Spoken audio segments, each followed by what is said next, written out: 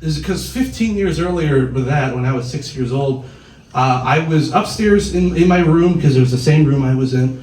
Then I was upstairs in the room, and you remember cable boxes used to have the buttons on the top of the cable box? And you remember that show Rugrats where they balanced on shit to get the bigger shit because they were small? That was what I was doing. So we had taken a bunch of chairs and books, and I was balancing, and I was reaching up there with my cousin, and my cousin John, this quietest little Linus of a boy, like a real Linus. Like, his blankie was this little rabbit he used to carry around. He would never talk to adults. He would always grab their hand and go, "Hey, I'll tell you something," and then whisper secrets like his little mind would tell. So he was the quietest little boy, and he was supposed to be holding my legs, but he had turned around to pick up his stuffed animal, and I fell, and I took the box off the thing, ripped it, and I fell on my head, and I cracked my head open just a little bit, just a tiny little bit.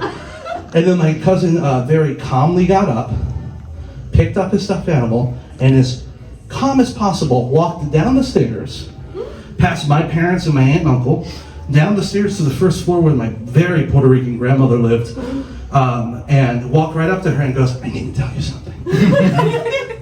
Patrick is dead." And my grandmother goes, "No!" And she screams up the stairs, screaming at the top of her lungs, past my parents and grandmother, "How did you let him die on your watch?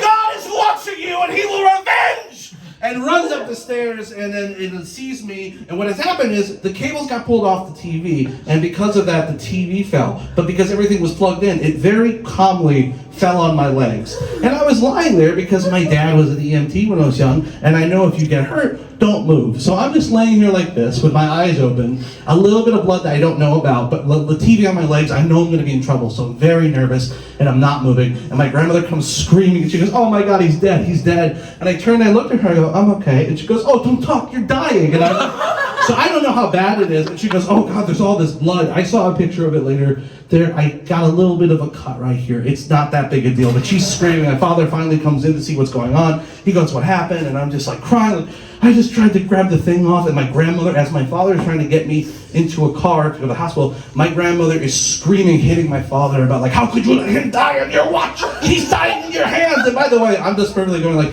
"Am I dying?" And my dad's like, "It's just a cut, please calm down." And I'm just like, okay.